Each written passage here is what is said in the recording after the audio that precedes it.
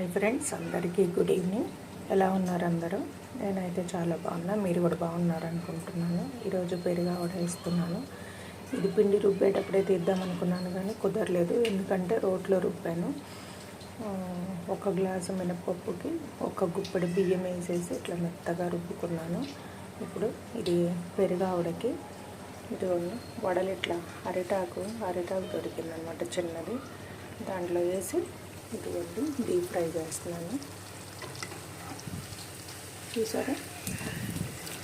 ఇప్పుడు వీటిని నూనెలో నుంచి తీసేసి మనం పెరుగులో వేస్తాను.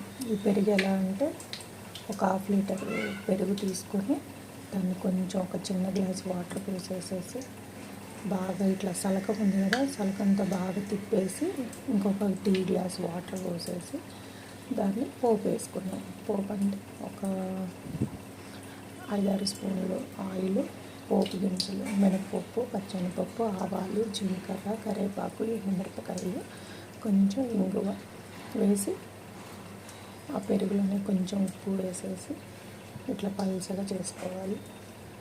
చేసుకున్నాక కొంచెం కొత్తిమీర వేసి ఇది రెడీ చేసుకోవాలన్నమాట. తర్వాత మనం ఆయిల్లో నుంచి తీసిన వడలు ఇందులో వేసేసుకోవాలి. వేసుకొని ఒక్కసారి డిప్ చేసుకోవాలి. ఓకేనా? ఇప్పుడు మనకి చల్లగా పెరుగు కూడా రెడీ అయిపోతుంది. చూస్తున్నారు? అరిటాకుని ఇలా తడి చేసుకొని కొంచెం ఇట్లా పిండి తీసుకొని రౌండ్ బాల్ లాగా చేసుకొని దీని మీద పెట్టేసి ఇట్లా చేసేసుకోవటం. చేసుకొని మధ్యలో ఇట్లా చిన్న హోల్ పెట్టుకోవాలి. నాకు కామెంట్స్లో చెప్పండి, గారికి ఎందుకు హోల్ పెడతారు? మీకు ఎవరికైనా తెలిస్తే కామెంట్స్ చేయండి. ఇట్లా అరిటాకు మీద నుంచి తీసి ఇట్లా నూనెలో వేసుకోవాలి.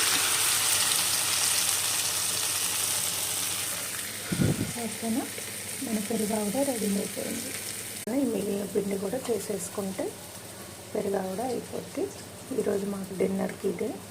మీరేం ప్రిపేర్ చేసుకున్నారో డిన్నర్కి కామెంట్ చేయండి. ఓకేనా?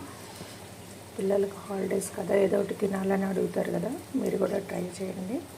ఇట్లానే బెల్లం గారెలు కూడా చేస్తారు, అదొక రోజు చేసి చూపిస్తాం. Okay friends, bye.